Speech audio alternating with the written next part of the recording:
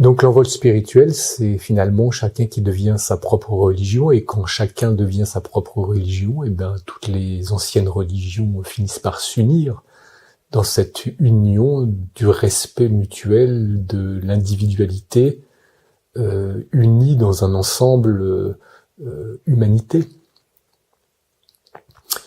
Et c'est une maturité au niveau d'une civilisation, au niveau d'une planète. Et si chacun fait le travail en soi pour soi, ça finit par déborder et permettre l'unité, et ça mettra à la retraite tous les gourous, les guides spirituels, les clergés, et toutes ces organisations qui, pour l'instant, comme nous sommes encore dans une civilisation primitive et bornée avec des vieilleries, on a encore besoin de ça, et si nous nous élevons à notre propre dimension infinie, éternelle, dans l'amour et le respect de chacun, nous pourrons nous passer de ça. Mais pourtant, toi, t'es illuminé, tu as perçu l'ego comme une illusion, et tu as encore des désirs. Comment ça se place ? C'est parce que je suis pas bouddhiste. Non, cette idée de désir, de non-désir, ça n'a rien, mais on s'en fout complètement, quoi. Dans l'illumination et dans l'éveil total, qu'est-ce qu'on en a à foutre d'avoir du désir ou pas du désir ?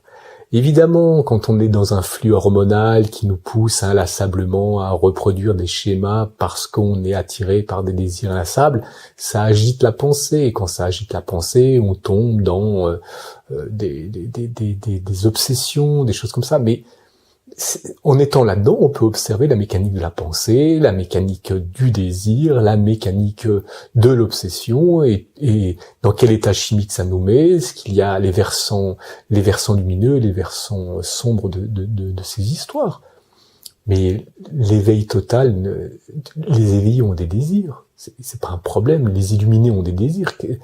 L'idée d'un Bouddha sans désir, mais lui un plat un bon repas devant Bouddha, tu vas voir s'il a pas de désir. Tu vois. D'ailleurs, son embonpoint, c'était peut-être parce que justement il a voulu réfréner le désir, mais dans le milieu dans lequel il était, à l'époque dans lequel il était, c'était exactement ce qu'il fallait faire. Fallait mettre un peu le holà sur ça, et maintenant encore, ça peut être tout à fait d'actualité de se dire ok. Est-ce que je me laisse guider par mes hormones, ou est-ce que j'apprends justement à manœuvrer qui dirige qui, quoi, comment ça marche à l'intérieur de moi. Donc tout ça, c'est une bonne chose, mais voilà, c'est l'illumination, le désir, le plaisir, la jouissance, enfin je sais pas, tous ces trucs qui sont racontés par... ça peut être bien dans des séquençages, à des moments précis justement de la croissance spirituelle. Certains individus, à un moment précis, peuvent avoir besoin de travailler sur ce qu'on pourrait appeler, entre guillemets, le non-désir. Mais c'est déjà un désir de vouloir désirer, de ne pas avoir de désir. Mais bon, peu importe, ça peut être à un moment donné, quoi. C'est comme un jardinier, le guide, le vrai guide, hein, parce qu'il y a aussi des sacrés cocos, mais les vrais guides et les vrais gourous, ils vont vous aider et à un moment donné, ça peut être travaillé sur ça, le non-désir ou la non-pensée, et c'est très bien.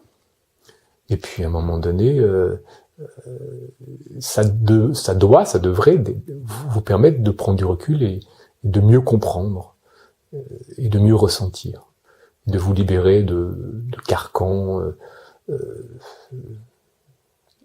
issus de vieilleries primitives, de sociétés bornées, organisée par des cerveaux bornés et malades, dans laquelle on baigne. On a besoin de progresser individuellement et collectivement. Les structures sociales, économiques sont basées sur l'organisation d'individus extrêmement malades. On peut changer ça, et on peut se changer soi. Et l'un peut aller avec l'autre.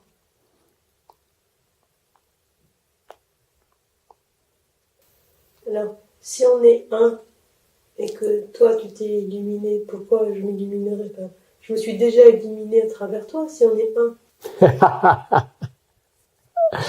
Je me suis déjà illuminé à travers toi si on est un, mais si on est un, il n'y a pas à travers, il n'y a pas toi. Et l'illumination se produit... bon, on va faire une image. C'est un cerisier. On a un cerisier et toutes les cerises sont vertes. Tout d'un coup, il y a une cerise qui est rouge. Bon, on peut dire que le cerisier, il a une cerise rouge, donc il a atteint sa maturité. Toutes les cerises, potentiellement, peuvent devenir rouges.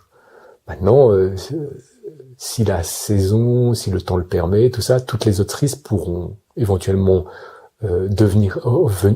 arriver à maturité en devenant rouges, mais il y en a qui vont se faire manger par les petits oiseaux avant d'être à maturité, il y en a qui vont tomber secoués par le vent, qui vont être mangés par des insectes.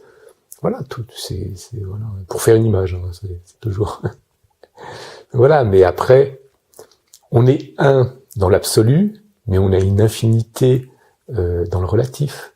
Il y a toi, moi, les plantes, les animaux, les micro-organismes, les macro-organismes. Ça, c'est dans le relatif. C'est la partie qui fait le tout, et le tout qui fait la partie. Les parties, plus exactement.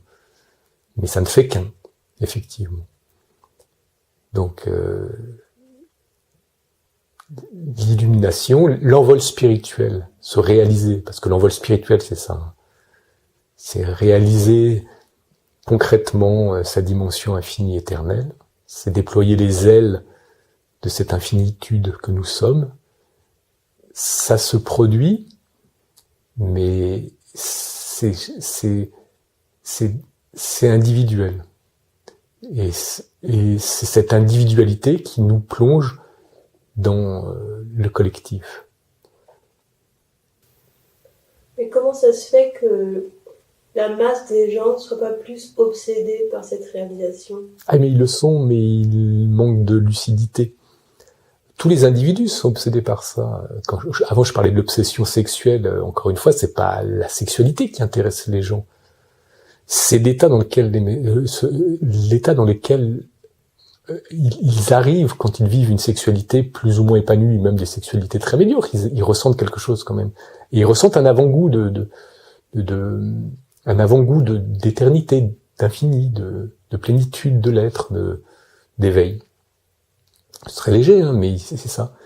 Même les gens qui veulent se réaliser professionnellement, tout ça, derrière, c'est des systèmes compensatoires qui sont basés sur l'envie de trouver l'amour, mais l'amour le vrai, pas l'amour sentimental ou pour baser sur la reproduction ou les feuilletons hollywoodiens. Non, la véritable unité fait germer l'amour, mais inconditionnel. Mais c'est autre chose que la propagande faite par des cultures primitives. Hein. Et cet amour, donc les gens sont en recherche de cet amour, cette unité.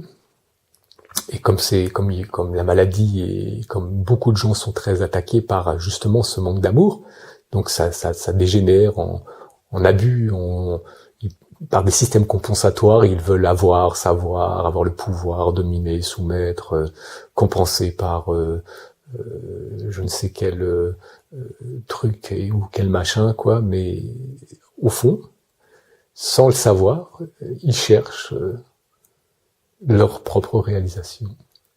Ils cherchent à découvrir qu'ils sont eux-mêmes éternels infinis. Ils cherchent la vérité. Et pour ça, voilà, il y a beaucoup d'impasses aussi. Hein.